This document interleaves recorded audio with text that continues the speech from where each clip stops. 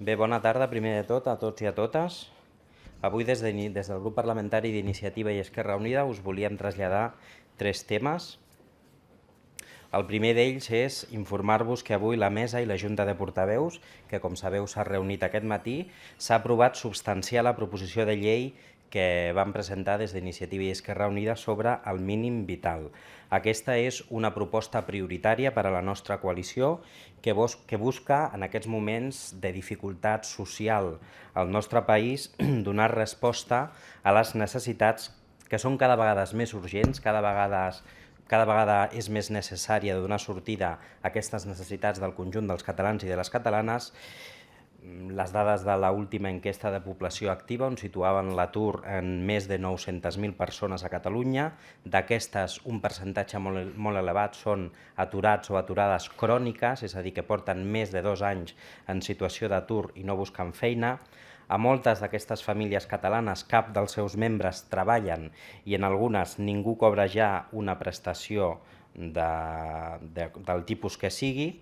L'atur juvenil també arriba ja a Catalunya a les portes del 56%, és a dir, gairebé 6 de cada 10 joves no tenen feina a Catalunya, i també tenim dades que diuen que 1 de cada 4 nens i nenes del nostre país ja no fa els àpats, que són els 3 àpats necessaris i imprescindibles per qualsevol nen i qualsevol nena. Per això, des d'Iniciativa i Esquerra Unida hi ha 2 prioritats aquesta legislatura. La primera de les prioritats és crear ocupació, generar ocupació, perquè generant ocupació resoldrem molts dels problemes dels catalans i de les catalanes, i garantir el mínim vital de les persones per no excloure socialment ningú del nostre país. Aquesta proposició que presentarem en el proper ple del Parlament planteja 4 eixos fonamentals que són els necessaris per a que tothom pugui desenvolupar una vida amb dignitat. L'únic que demanem des d'Iniciativa i Esquerra Unida és que qualsevol català i catalana pugui desenvolupar la seva vida amb un mínim de dignitat. Aquests 4 eixos són l'alimentació, els serveis bàsics, el dret de l'accés a l'habitatge i la renda de ciutadania. Pel que fa a l'eix de l'alimentació, a grans trets, el que diu la nostra proposició és incrementar les prestacions als menjadors socials i també les beques menjador. L'escola ha de ser la garantia social que tots els alumnes facin els menjars necessaris, però també equilibrats, amb uns aliments equilibrats que són bàsics. Per tant, volem trencar l'actual situació que fa que l'alimentació dels ciutadans i de les ciutadanes massa vegades depèn de la caritat, i això com a país no ens ho podem permetre. L'eix dels serveis bàsics, el que busquem bàsicament és eliminar el que se'n diu la pobresa energètica. La proposta de llei estableix que el servei d'energia, d'aigua, de llum i de gas d'una família no es talla quan aquesta família demostra que hi ha una impossibilitat per insuficiència d'ingressos de fer front a aquests rebuts d'elements d'energia tan fonamentals i bàsics per la dignitat de la vida d'una persona. En quant a l'eix del dret a l'accés a l'habitatge, el drama dels desnonaments que estem patint a Catalunya l'hem de tallar d'arrel i no amb la demagògia que de vegada ho han volgut fer tant el govern del PP a l'Estat com el govern de Convergència i Unió a Catalunya. Per tant, volem garantir el dret de la ciutadania a un habitatge digne, amb la possibilitat d'expropiar l'ús de pisos que són propietats dels bancs i que mantenen d'alguna manera institucionalment viva la paradoxa que hi ha cases buides mentre que hi ha gent que està sent expulsada de les seves cases. I el quart eix fonamental en aquesta llei del mínim vital és la de la renda de ciutadania. A la proposició de llei apostem per establir una prestació econòmica mínima per a qui acrediti uns ingressos de menys de 600 euros. Aquest diem nosaltres que ha de ser el sou de la decència, el mínim que ha de tenir qualsevol persona, qualsevol català i catalana per poder viure en condicions de dignitat. Amb aquestes mesures només volem posar fre a la sagnia que pateixen moltes famílies de Catalunya, que ja ara és insostenible. És una llei, i ho reconeixem, una llei d'emergència social perquè Catalunya viu una situació d'emergència. Com recordareu, si no ho recordeu, doncs us ho dic, al passat ple Convergència i Unió i Esquerra Republicana van pactar una moció subsegüent que parlava d'alguna manera d'aquests aspectes i des d'Iniciativa i Esquerra Unida el que avui li volem dir tant al govern de Convergència i Unió com també al seu soci, Esquerra Republicana, és que en el proper ple, amb aquesta llei del mínim vital, tindran la possibilitat que això no sigui una proposta de cara a la galeria, no sigui una proposta de maquillatge, sinó que sigui una proposta que s'aprovi en aquest Parlament i que, per tant, els catalans i les catalanes d'alguna manera no podem patir més desigualtats com està passant ara, no podem suportar més necessitats. El govern s'ha de marcar l'expulsió de la pobresa en totes les seves vessants. Pot haver-hi pobresa econòmica, però també hi ha pobresa d'habitatge, també hi ha pobresa energètica i també hi ha pobresa en l'alimentació de les persones. El que ha de fer un dels compromisos d'aquest govern és eliminar qualsevol element de pobresa al nostre país. El segon tema que volíem tractar avui en aquesta roda de premsa era, també sabeu que es va presentar la setmana passada la proposta de comissió pel dret a decidir, que avui ha sigut traslladada a debat a la mesa i a la Junta de Portaveus i que s'aprovarà previsiblement en el proper ple. És una proposta de creació que van firmar els grups de Convergència i Unió, Esquerra Republicana, el Partit Socialista, la nostra coalició i les CUP.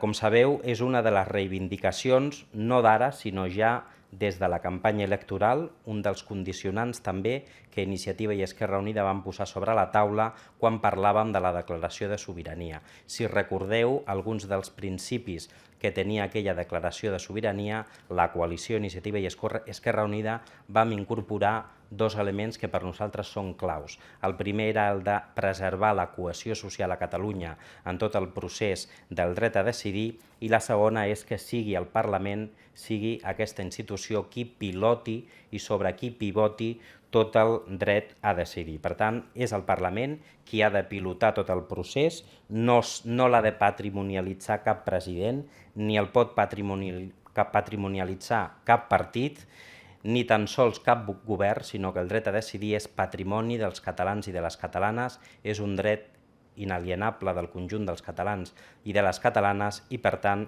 és a nosaltres, al Parlament de Catalunya, a qui li correspon establir aquesta fulla de ruta. I ho és per diferents motius. El Parlament és on rau l'essència de la democràcia al nostre país, és on estan representades totes les pluralitats, i això és important, totes les pluralitats de la concepció de les relacions de Catalunya amb l'Estat, és el que ens donarà més força per poder negociar amb l'Estat tot el que faci falta, i jo crec que tindrem molt a negociar. Aquesta comissió ha de fer entendre al govern del Partit Popular que la sortida al dret a decidir no pot ser una sortida judicial, com és el que està intentant fer, i és el que ha intentat fer l'advocacia de l'Estat, sinó que la sortida al dret a decidir ha de ser el diàleg, ha de ser la negociació i ha de ser la consulta al poble de Catalunya. En aquest sentit, des d'Iniciativa i Esquerra Unida volem mostrar la nostra satisfacció perquè, tal i com nosaltres dèiem, i repeteixo, no només hem dit aquesta legislatura, ho vam dir al finalitzar la legislatura passada i va ser un dels missatges de la nostra campanya electoral: necessitem eixamplar el dret a decidir. Avui l'hem eixamplat institucionalment, parlamentàriament, però encara ens queda feina perquè hem d'aconseguir eixamplar-lo també socialment i per això ens cal el que nosaltres dèiem, que era un altre dels elements que proposàvem des d'Iniciativa Esquerra Unida, el Pacte Nacional pel Dret a Decidir. En aquest pacte hem d'estar representades, evidentment, les forces polítiques i les organitzacions polítiques que estem a favor del dret a decidir, que defensem el dret a decidir, i hem d'estar representades sense apriorisme i sota el criteri del respecte a la pluralitat. Però també, i és fonamental, que en aquest pacte estiguin representades les organitzacions socials de Catalunya, les entitats culturals del nostre país i, per suposat, els sindicats, que també hi jugaran un paper important. Només amb un pacte polític, però també amb un pacte social, per això nosaltres diem que ha de ser un pacte nacional, només així aconseguirem una cosa tan democràtica i, amb el nostre entendre, tan poc susceptible de ser criticada com és situar una urna, col·locar una urna i escoltar de debò què és el que en pensen el conjunt dels catalans i de les catalanes, perquè ho hem escoltat tot, però encara no hem escoltat què pensen els catalans i les catalanes i per això ho demanem. I l'última cosa que us volíem traslladar en aquesta roda de premsa també és aprofitar per fer una crida a la participació majoritària de la ciutadania, a les manifestacions i a les mobilitzacions de demà, que com sabeu és el Dia dels Treballadors a tot el país. Aquest 1 de maig ha de ser més del carrer i més de la reivindicació que mai. Us parlava abans de les últimes dades de l'enquesta de població activa. Ens diuen que cada cop més els treballadors i les treballadores som els que rebem els cops d'aquest sistema que sembla que no té mires d'acabar-se i que el que vol és carregar les motxilles del de sempre d'unes pedres que ens fan que aquest viatge sigui completament inassumible. Hem d'aturar, i demà ho hem de cridar ben fort en el carrer, hem d'aturar les polítiques d'austeritat i només ho farem recuperant, reprenent i prenent els carrers de Catalunya. Hem conegut aquests dies les pitjors dades de l'inici de la crisi, les pitjors dades de població activa del principi de la crisi, per tant, ha quedat palès que la reforma laboral que van pactar i van acordar el Partit Popular conjuntament amb Convergència i Unió, afegides també a les retallades en sanitat, en educació, en serveis socials, és a dir, en tot el que són polítiques socials en general, són un gran fracàs i les estem pagant els treballadors i les treballadores. Aquestes mesures només tenen un objectiu, que és abaratir els sous dels treballadors i de les treballadores i fer-nos encara més pobres del que som. Això, juntament amb el fals debat que tenim establert sobre quin ha de ser l'objectiu del dèficit, d'alguna manera el que estan fent és posant aigua en una piscina on volen que ens acabem ofegant. Per tant, des d'Iniciativa i Esquerra Unida, primer de tot volem valorar molt positivament les mobilitzacions del diumenge passat, especialment van ser mobilitzacions en defensa dels serveis públics, però entenem que són mobilitzacions que s'han de repetir amb la veu més alta i més clara que mai del conjunt dels treballadors i de les treballadores. Potser en els últims anys el 1 de maig havia passat a esdevenir un dia més de festa que no de reivindicació, i hem de recuperar el Dia dels Treballadors com a dia de reivindicació, perquè aquest sistema, les polítiques neoliberals, el capitalisme, si ens permeteu, ens estan donant cops per tot arreu i la primera manera que tenim de poder aturar-ho és al carrer. Aquests són els 3 aspectes que us volíem traslladar des d'Iniciativa i Esquerra Unida, i si teniu alguna pregunta o alguna consideració a fer-nos. No? Sí? Jo tinc un dubte, és només si a Iniciativa Esquerra Unida li surten els càlculs que va fer ahir el president entorn al 1,2 i el 2,1 de dèficit, que representaria 3.800 milions de retallades si és l'1,2 i només 300-400 si en canvi passem al 2,1. Bé, a nosaltres els números no quadren ni del president del govern de Catalunya, però tampoc no quadren els números del president del govern de l'Estat. És a dir, aquí el senyor Rajoy el que fa és una fal·làcia, un argument fals, quan diu que d'alguna manera traslladarà aquest objectiu del dèficit a les comunitats autònomes. Hem de dir clarament que avui qui té les competències en els serveis públics a l'Estat són les comunitats autònomes. Qui té les competències de sanitat són les comunitats autònomes. Qui té les competències d'educació són les comunitats autònomes.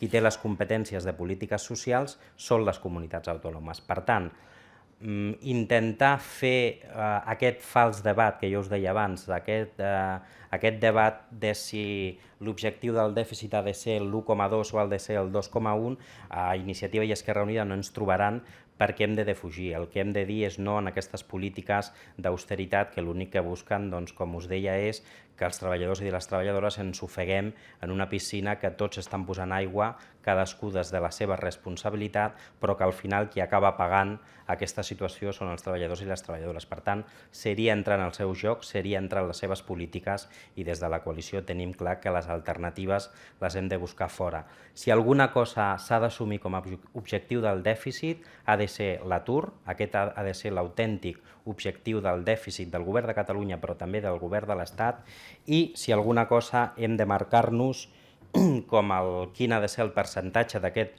objectiu del dèficit és el de prioritzar les polítiques socials, és el de prioritzar els serveis públics, és el de prioritzar les garanties mínimes de vida per a les persones, en la línia del que proposem nosaltres a la llei del mínim vital garantit. Evidentment, una lluita contra el frau fiscal, això és el que ha de contribuir a l'objectiu del dèficit, lluitar contra el frau fiscal, evidentment també una reforma fiscal progressiva perquè hi ha butxaques on encara poden aportar els impostos públics i aquesta hauria de ser el que contribueixi a l'objectiu del dèficit i no continuar retallant com els serveis públics, com es diu, repeteixo, tant el govern de l'Estat com el govern de Catalunya. Sí, amb aquesta voluntat d'ampliar, que dèieu, el dret de decidir, no sé si la reunió que ha convocat per la setmana que ve el govern va en aquesta línia i volia saber si havíeu decidit qui anirà des del vostre grup. Bé, aquesta cimera jo, la veritat és que venint cap aquí havia perdut el compte de quantes cimeres aquest president havia convocat en els poquets mesos que portem de legislatura. Però torna a ser una nova cimera, una nova reunió on no tenim un ordre del dia clarament definit. Per tant, a nosaltres ens agrada anar als llocs a saber de què hem de parlar i torna a ser una cimera sense unes propostes definides sobre les quals Iniciativa i Esquerra Unida ens haguem de posicionar. I així és com ens agrada a nosaltres anar a les reunions, anar a les cimeres. Per tant, el que sí que d'alguna manera li hauríem de traslladar al president de la Generalitat és que ja n'hi ha prou de gesticulacions, ja n'hi ha prou d'escenificacions, si em permeteu, ja n'hi ha prou de maquillatges que l'únic que volen és d'alguna manera evidenciar que s'estan fent coses que en realitat no s'estan fent. Per tant, ens cal treballar, i per això era una de les peces fonamentals que defensàvem des d'Iniciativa Esquerra Unida, ens cal treballar en el marc de la comissió parlamentària. Si la comissió parlamentària s'aprova en el proper ple, doncs aquesta comissió parlamentària el primer que ha de discutir és de quina manera garantim eixamplar, ara tenim eixamplat, com he dit abans, institucional i parlamentàriament el dret a decidir, hem de veure quines estratègies pactem per poder eixamplar-lo també socialment i posar-nos d'acord en com fem les coses. I repeteixo, per nosaltres, més que aquesta cimera, és prioritari el Pacte Nacional sobre el dret a decidir, que, si no estem equivocats, en aquesta reunió només s'ha convocat els presidents dels grups parlamentaris, els presidents de les diputacions i del món local. Per tant, és una reunió purament institucional. I nosaltres defensem que ha de ser una reunió o una trobada o un pacte institucional però fonamentalment social i per tant hem de veure de quina manera garantim la presència en aquest pacte de les entitats culturals del país, dels moviments socials i també dels sindicats, perquè només així garantirem que aquest dret a decidir que té el poble de Catalunya el podem exercir amb totes les condicions que cal que es pugui i la dignitat que cal que es pugui exercir. Entenc per això que hi aniran per això, no? Aquesta cimera, malgrat critiqui la manera com es convoca. Entenem que en aquests dies ens faran arribar un ordre del dia i algunes propostes sobre les quals ens haguem de posicionar. Entenem que nosaltres les reunions i les cimeres les convoquem així.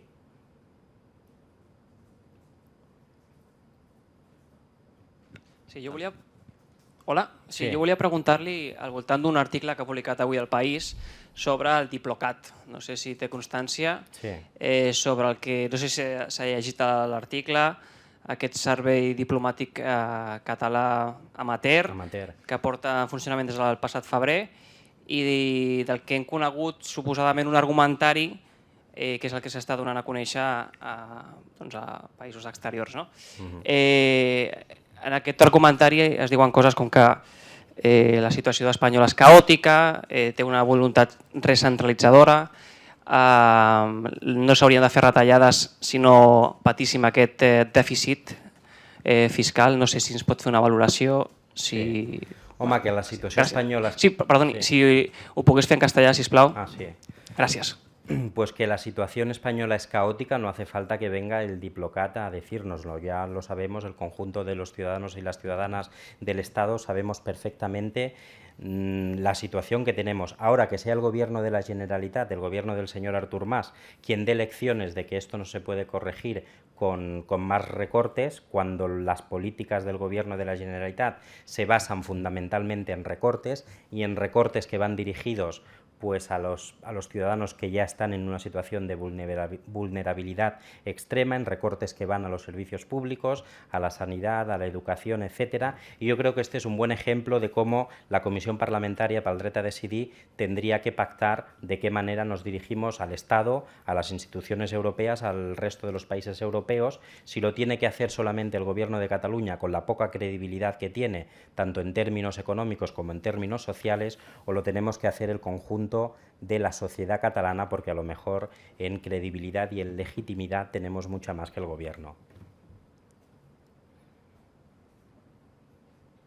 Disculpi, sobre la reunió de la setmana que ve, entenc que en aquests moments no pot dir si hi aniran o no hi aniran, o més enllà de dir que també vol que hi siguin els sindicats i les entitats com a fruit del pacte nacional que volen? Sí, bueno, jo et seré molt clar. A l'última cimera sí que vam descartar que anàvem des del començament. En aquesta cimera no hem descartat anar a la cimera.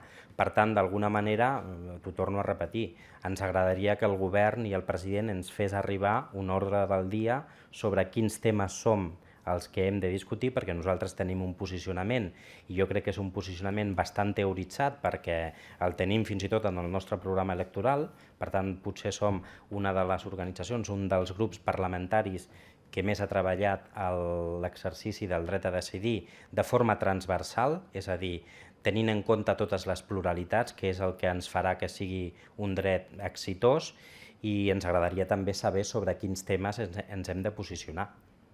Si sabem això, doncs és una cimera on si l'objectiu és de quina manera fem el pacte nacional, que sembla ser que la cosa va per aquí, tenim la comissió parlamentària i aquest grup acostuma a anar a la majoria de trobades on entenem que podem aportar alguna cosa.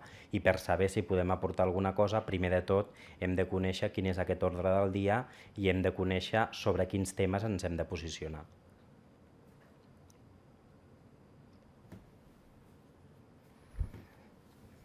Sí? Ja estem? Molt bé, doncs moltes gràcies i que demà tingueu bon dia dels treballadors, que als treballadors de la premsa també us fa moltíssima falta. Gràcies.